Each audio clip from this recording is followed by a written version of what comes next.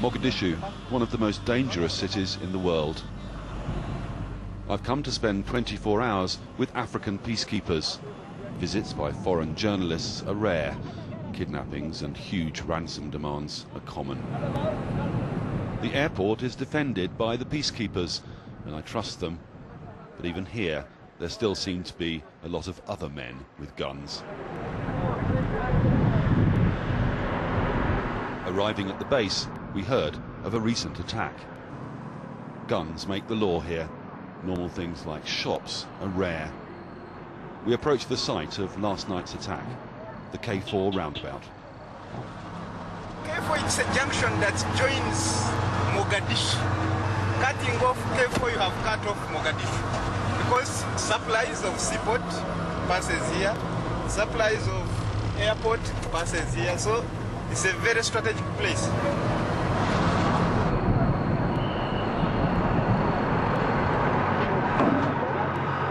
The Ugandans are hunkered down. They're exposed, but for them, a presence inside the city is vital. It wasn't safe for us to stop and talk to ordinary people. You can never be sure who's watching. It felt tense, but we were only at K4 for a few minutes. The peacekeepers from the African Union Mission to Somalia, or AMISOM, stay at the strong point for weeks on end. This is the Ugandans' most controversial base. They're here to protect Somalia's beleaguered president. The peacekeepers say they're defending the presidency as an institution, so helping rebuild a failed state. That's not how many Somalis see it. Certainly not the armed opposition, a mixture of Islamists and nationalists. They say the Ugandans have taken sides. As we move on, a glimpse of the other force defending the president, the army of neighbouring Ethiopia, Somalia's traditional enemy.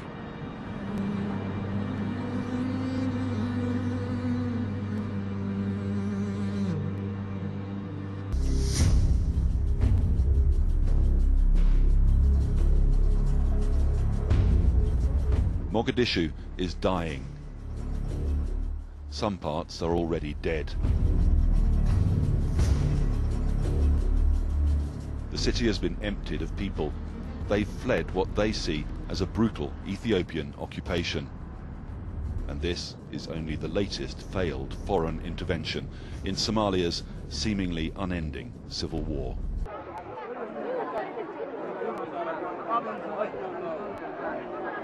Northern Kenya, Somalis desperate to enter a squalid refugee camp.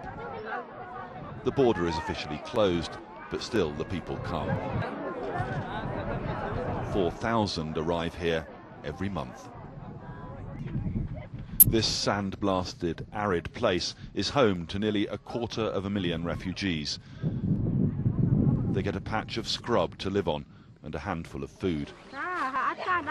It's not much, but it's better than Somalia. Somali refugees began arriving in Kenya 16 years ago, when the civil war in their country began in earnest. But now, the camps are beginning to take on an air of permanence, with shops and marketplaces. And the new problem today is that the camps are beginning to run out of space for all the new arrivals. Yeah, all family members present. The United Nations Refugee Agency is struggling to cope with the influx caused by the latest fighting. It simply doesn't have enough money to provide for everyone. Why did they leave Mogadishu? Sophia Hussein has come from Mogadishu with 9 children. So what's the name of the eldest child? 6 of her own and 3 others she's taken care of. It's taken them a month and a half to get here. There's been problems in Mogadishu for many years. What made you decide to come now? The situation in Mogadishu is so much worse now. Foreign governments are involved in the war. People are being slaughtered. Shells are falling on women and children. Most of the refugees have fled more than just fighting. Droughts have caused food prices to soar. Some of these people, once well off by Somali standards, they had land and cattle. Now they have nothing. Over 3 million people still inside Somalia are estimated to need food aid. And this is the only way to reach most of them, by privately chartered ships which load up in the Kenyan port of Mombasa, destination Mogadishu. But even before some ships reach there, they're threatened on the high seas by pirates. Captain Schweib had tales to tell. Everything is taken. Everything's taken. What, Yeah. even their clothes? Even clothes, underwear, and the money. Their underpants are And taken. yeah, 100%. But this captain, at least, has a way of hanging on to his goods.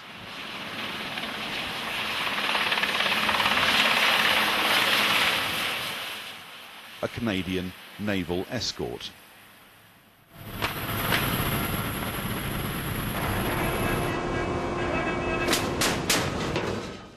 Which probably has bigger guns than the pirates. The waters off the Somali coast are among the most dangerous in the world. Foreign ships are being hijacked with increasing frequency. This is not the Pirates of the Caribbean. It started off as fishermen, actually, who would go on board foreign fishing vessels that were fishing in Somali waters and tell them, this is our fish, give us the fish. That went from there to holding crew members hostage, and the vessels slowly got bigger and bigger, and now they're on board major commercial vessels. They're going on board and asking for ransoms that are in the millions of dollars. What happens if there isn't an escort? Then we basically slowly grind to a halt. Then by the end of this year, beginning of next year, we're going to see serious problems in Somalia. We're going to see pictures in Somalia that we saw in Ethiopia in the 80s. Famine. Famine. The food aid ship has safely docked. I didn't see any international aid workers there. That's highly unusual for such a valuable commodity. But foreigners are targets in Mogadishu. Some Islamists associate aid with Western support for the Somali government. Other dangers come from warlords and criminals. Somalia is probably the most dangerous place for humanitarian workers in the world. The suggestion is that the going rate for international staff is $500,000. We know roughly the estimate of the income from piracy is at least $100 million this year. I mean, this is big business in Somalia, but a big business that has an impact on humanitarian assistance. This city is at its most dangerous by night. The Ugandan base is regularly mortared. African countries promised to send 8,000 troops here, but 18 months later there are only 2,500. Look at the situation we are staying in now. Look at this situation. Would you call this, in bracket, United Nations standards? It's commitment. Well, you're saying that your conditions are pretty poor here. Very poor. Basically. Very poor. As peacekeepers. As peacekeepers. What do you need here, for example? I need more troops. I need more equipment. I need diplomatic support. I need political support.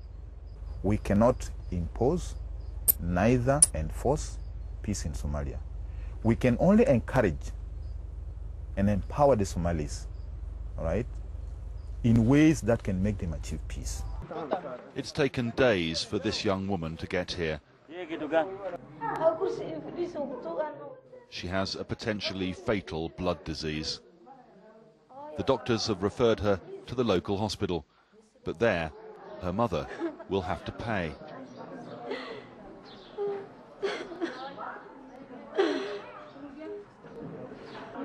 The family have no money, so no hope of treatment.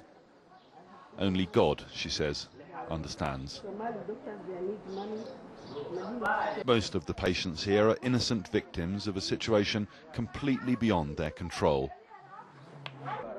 The people of Mogadishu have never been in such terrible need. Those that can have left, leaving the desperate, the angry, the almost completely broken. But they're still determined to get their children what help they can. The death toll in Somalia is mounting. But with their extremely limited resources, there's little the Ugandans can do to stop the killing.